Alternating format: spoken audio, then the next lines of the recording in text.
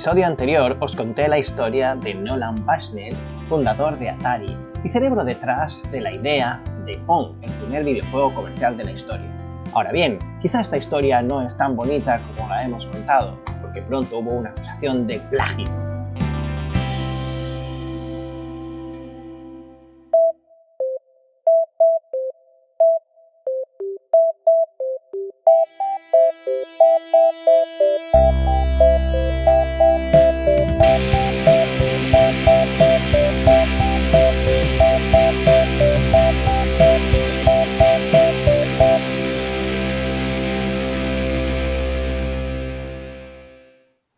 Todo parecía perfecto.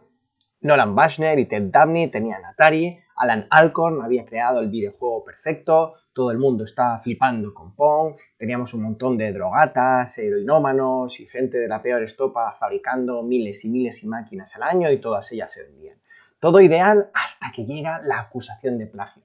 ¿Y por qué viene esa acusación de plagio? Bueno, la acusación viene asociada a esta máquina que tenéis aquí, es la Magnavox Odyssey, la que podemos considerar la primera consola para el hogar que surgió en la historia. Magnavox Odyssey salía con una serie de videojuegos ya precargados en su memoria, no era como las consolas que tenemos hoy en día que cambiamos el software, sino que ya tenía algunos videojuegos precargados. Y entre los videojuegos que tenía estaba este videojuego de aquí, el Table Tennis. Cuidado, que la foto no os engañe. Uno podía verlo y pensar, ostras, con los gráficos que tenía Pong, que eran solamente dos cuadraditos que se mueven a un lado y a otro, ¿cómo es que Table Tennis ya tenía estos muñecos por aquí? Cuidado, estos no eran los gráficos de Table Tennis, ¿vale? En realidad, lo que se movía en Table Tennis era este cuadrado y ese cuadrado. Eran tres cuadraditos que se movían en la pantalla. Y esto que tenéis aquí, en realidad, no era más que un pequeño truco, un truco en realidad muy ingenioso. Era una serie de acetatos que se pegaban encima de la televisión y entonces se superponían, era como una especie de pantalla semitransparente en la que se superponían. Nosotros veíamos ese gráfico fijo y sobre él esos cuadraditos que se movían. Y los pegábamos a la televisión con un kit como este que tenéis aquí, simplemente con un celo y que permitía que se quedara adherido mientras las personas estaban jugando. ¿Quién es el cerebro detrás de este ingenio? El cerebro es nada más y nada menos que hoy en día uno de los considerados padres de los videojuegos, Ralph Baer. Bueno, esta es la pinta que tiene Ralph Baer o que tenía Ralph Baer en el año 2014, que fue cuando falleció. La pinta que tendría en los años 70 era aproximadamente así, que en realidad a mí me parece completamente igual. Esta figura, la figura de Ralph Baer, podríamos considerarla casi la antítesis de la figura de Nolan Bushnell. Ya sabéis que Nolan Bushnell tenía un talento así muy teatral y una persona muy extrovertida. Quizá no era el mejor ingeniero, pero desde luego compensaba sus carencias en ingeniería con esas carencias personales.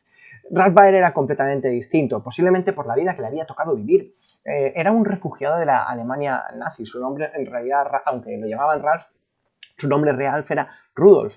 Es judío que nació en Alemania y llega a América huyendo del nazismo en el año 1938. Imaginaos cómo puede haber sido la vida para una persona en esas características. Este sí que era un gran genio de la electrónica que recala en la Universidad de Chicago y luego llegará a participar en la Segunda Guerra Mundial, es decir, que ha atravesado la guerra. Vino huyendo de una, pero luego se embarcaría en esa guerra. Después de la guerra, Ralph Baer trabajó en distintos trabajos de índole ingenieril. Trabaja en Loral en 1951 diseñando televisores y ya desde el primer momento que trabaja en televisores se plantea incluir algunos elementos interactivos. De hecho, en 1956 pasa a una empresa llamada Sanders Associates que se dedicaba básicamente a la generación de patentes. De hecho, un gran número de patentes son propiedad y vienen de la mano y del puño de este hombre Ralph Baer, que llegó a conseguir un montón de premios como mejor inventor del año por algunas de sus invenciones. Él se había propuesto conseguir la televisión perfecta y de alguna forma tenía la idea de que la perfección de la televisión llegaría cuando fuéramos capaces de conferirle algún tipo de interactividad. Esta idea final le vino durante una estancia en una estación de autobús en Manhattan, en 1966 cuando tiene una especie de golpe de inspiración, ¿no? Ya un golpe de inspiración y se pone en una libreta, se pone a garabatear lo que serían las primeras características de un sistema interactivo de diversión por televisión. Este sistema electrónico que él idea en 1966, además lo concibe como una cosa extremadamente barata, que costara menos de $20 de producir, que se conectara a las televisiones y que dispusiera de distintos juegos para ser jugados con un mando. La empresa de Ralph Baer lo acepta, pero con una serie de reparos. E incluso se plantean la fabricación de un primer dispositivo. Baer llamará a este dispositivo, este primer prototipo, lo llamará el Chase Game, el juego de la persecución, ¿no? Y consigue crear este primer prototipo en 1967, donde podemos decir que se juega la primera partida. Por cierto, pierde el propio Baer. Básicamente son dos puntos, dos jugadores controlan 2 puntos en pantalla, cada uno tiene un punto y uno va persiguiendo al otro a ver quién es el primero que pilla. Este primer prototipo se genera con una financiación de unos $2.000, pero lo más interesante, más allá de la financiación, es que reúne a un equipo muy competente de ingenieros. Los dos Bill, entre esos ingenieros podemos citar a los dos Bill, que encima aparecen los dos en esta fotografía que tenéis aquí. El primero de ellos, el que está en la parte de arriba, es Bill Harrison. Bill Harrison es una mente preclara, detrás también de un montón de inventos y quizá el responsable último de muchos de los periféricos que incluiría las primeras videoconsolas. Incluso podemos a él se le den, por ejemplo, los primeros rifle de juguete conectado a través de electrónico. Y luego el otro Bill es el Bill Rush. Este es un ex alumno del MIT, del Massachusetts Institute of Technology. Es ingeniero en Sanders. Él será el responsable de que haya un tercer punto. Si os acordáis del Chase Game que os decía, es solamente 2 puntos, uno cada uno representando a un jugador. Bill Rush sería la persona encargada de introducir un tercer punto que está controlado única y exclusivamente por la máquina, esa primera inteligencia artificial, podríamos decir. ¿De acuerdo? Es la persona detrás de ella. Por cierto, Bill Rush se decía que lo más complicado del proyecto era tener a Bill Rush motivado para continuar el proyecto, porque a él le interesaban otras cosas, sobre todo le interesaba la música y le interesaba tocar la guitarra, y tanto Bill Harrison como Ralph Baer comentan en numerosas ocasiones que quizá uno de los puntos más complicados del proyecto era mantener esa motivación sobre este tercer miembro del equipo. Entre los tres llegan a este prototipo creado en 1969, llamado la caja marrón, de Brown Box. En realidad, esto que veis, ese acabado en madera, es simplemente un chapado, esto es una falsa madera, y de ahí, de este chapado, es de donde recibe su nombre coloquial, de la caja marrón. Para la época, incluso pensando que estamos en 1969, hace gala de una tecnología bastante atrasada, componentes discretos. Aquí no hay microprocesadores, simplemente hay puertas lógicas y componentes discretos. En la memoria de este primer prototipo había varios juegos deportivos siempre pensados para 2 jugadores. Aquí no había interacción con la máquina, siempre estábamos pensando en un jugador contra otro jugador. La caja marrón es interesante porque supondría el primer hito de cara a lo que sí ya podemos considerar la primera consola comercial, que es la Odyssey Magnavox. La Magnavox tiene su origen en el momento en que Baer busca una empresa de televisión para comercializar sus ideas.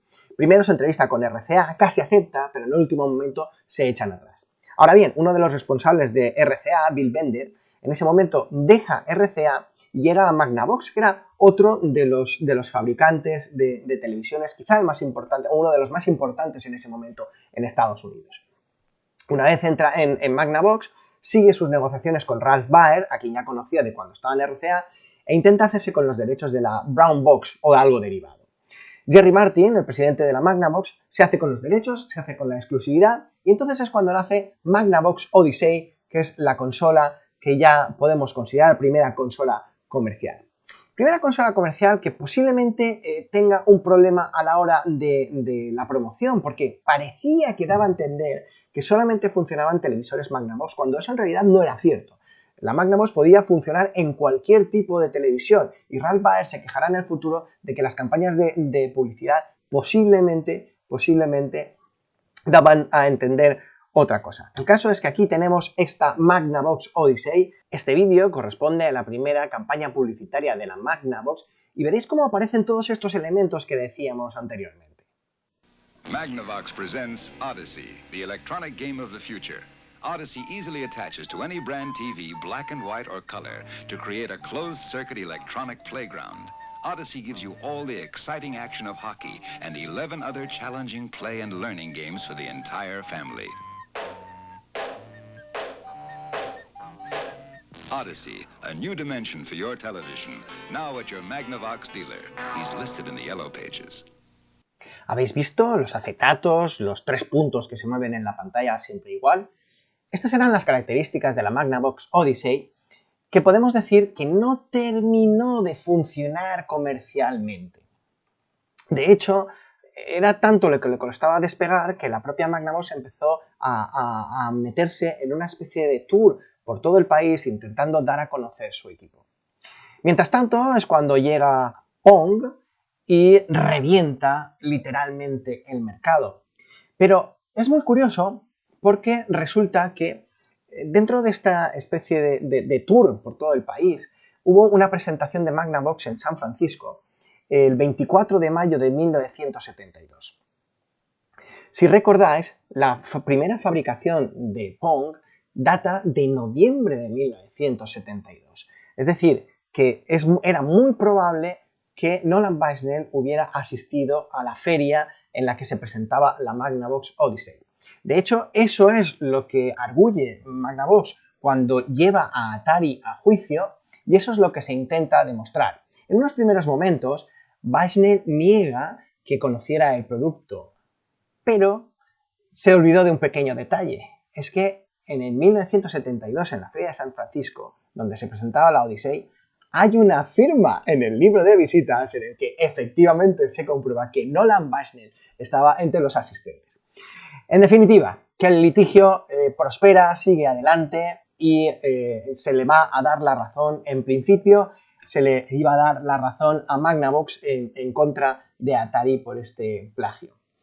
En principio, Magnavox iba a solicitar $1,5 millones, pero sabiendo que no iban a poder afrontar, Atari todavía no estaba en disposición de afrontar este tipo de cosas, lo que intentan hacer es llegar a un acuerdo antes de los tribunales. Y ahí, en las propias escaleras de los juzgados, se dan la mano y tras la negociación llegan a una cantidad de unos $700,000, cantidad que no satisface demasiado a Ralph Baer, pero que además, en un giro, en un plot twist de estos maravillosos, va a ser beneficioso para Bushnell, porque de alguna forma se va a crear una especie de exclusividad entre Magnavox y Atari, y finalmente le va a resultar incluso hasta beneficioso. Fijaros qué forma tiene Nolan Bushnell de coger las que le vienen mal dadas y devolverlas a su favor.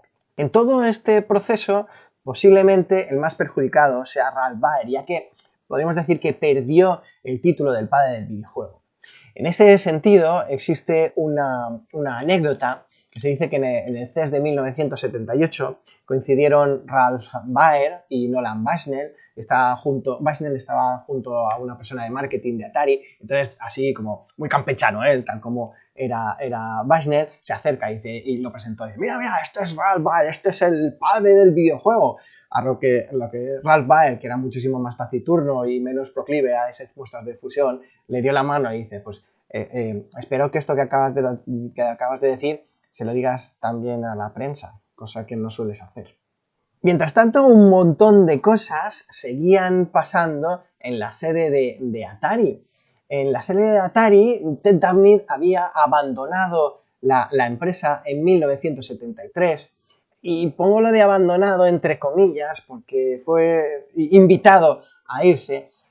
En cierta forma, al menos Bushnell dice que las cosas se estaban creciendo mucho y a Dabney le venía grande el tamaño de la empresa tal como estaba yendo. El propio Ted Dabney tampoco se lamenta demasiado y de hecho dice que para él fue incluso un alivio. Además, el acuerdo con el que deja la empresa no le deja en mal lugar o en mala posición económica, podríamos decir.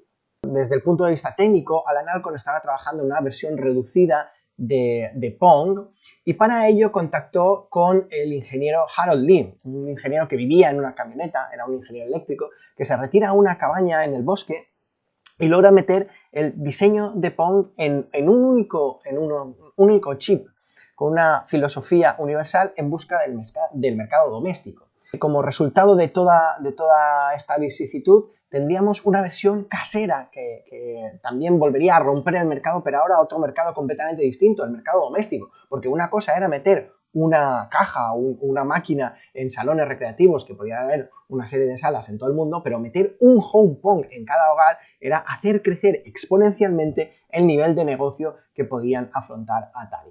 Así que llega el home Pong o el Pong for TV o el Telegames, porque recibe distintos nombres a lo largo de la historia. Además, el home Pong es el iniciador de una larga y fructífera trayectoria de la historia de la piratería. De hecho, es una de las máquinas más pirateadas de la historia. Muchísimas empresas tienen su propia versión del Pong. Por ejemplo, del Pong en recreativa tenemos versiones como el Paddle Battle de Light Leisure, el TV Ping Pong de Amutronic, el Volley de Ramtech o el Computer Spaceball de Natin Associates. Fijaros, Natin Associates era una de las empresas que estaban asociadas con Atari en sus primeros momentos. También el Pong para la versión doméstica, el Pong para el hogar, también sería pirateado. Y entre otros motivos, esta piratería se haría fácil porque General Instrument generó un chip, el AI3 8500, que ya en el propio chip tenía la implementación entera de Pong. Entonces, simplemente para una empresa modesta de electrónica, hacer un Pong, sacar un Pong, consistía básicamente en comprar un montón de estos chips, ponerle una carcasa y directamente fabricarlos. Existen muchísimas empresas que empezaron precisamente así. Por ejemplo, una de las empresas que es famosa por este tipo de prácticas era precisamente la que conocemos como Nintendo, que saca la Color TV Games 6. Y el 6 viene porque incorporaba 6 juegos, que es esta que tenéis aquí. Pero también había empresas españolas como TRQ que hicieron su propio clónico del Pong. ¿La reacción de Atari a la piratería? Pues realmente ninguna, no iba a perseguir infractores. Atari se dio cuenta de que había demasiada gente que estaba cometiendo estas prácticas y entonces lo que hacen es apostar por otra cosa. Apuestan por seguir innovando, por innovar muchísimo y también apuestan por otra cosa que les va a acompañar en toda su trayectoria como empresa, por la provocación.